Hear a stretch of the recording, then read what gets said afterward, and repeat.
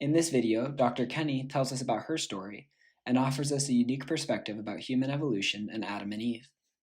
I come from a very strong Christian background growing up, and I never understood evolution, and I think that was just the way that it was taught. Was very simplistic.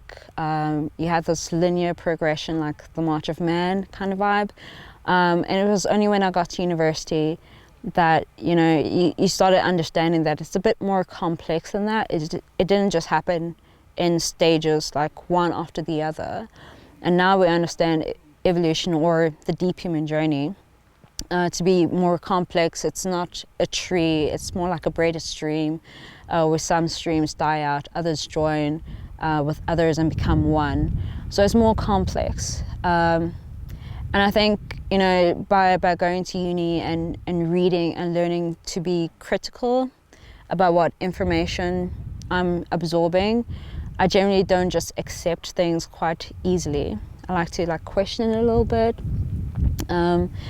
It's still a bit of a tricky one, even though I know evolution occurred, because you can see it, right? We see the fossil record. Even if you look at modern humans, our mouths are becoming too small for our third teeth, our third molar.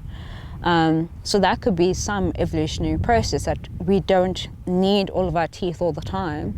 So our bodies are changing to accommodate that, our daily needs. I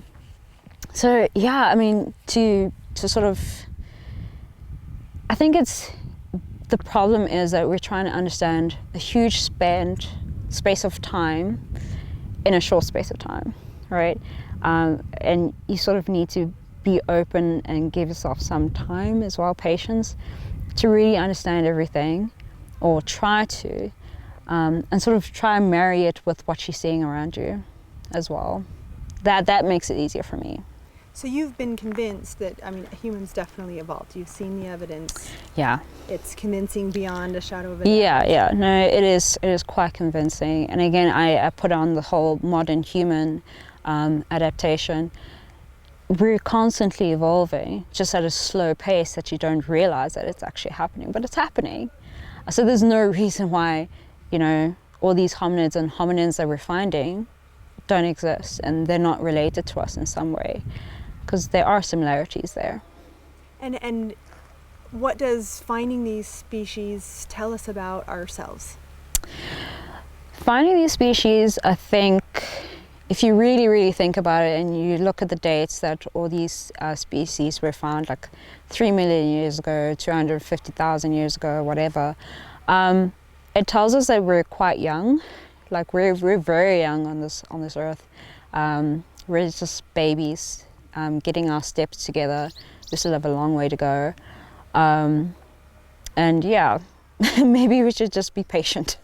Sure, yeah. So how about, I'm going to throw this out to you and you can say I have no idea, but how about Adam and Eve? If you had to place Adam and Eve, is there a place to place Adam and Eve?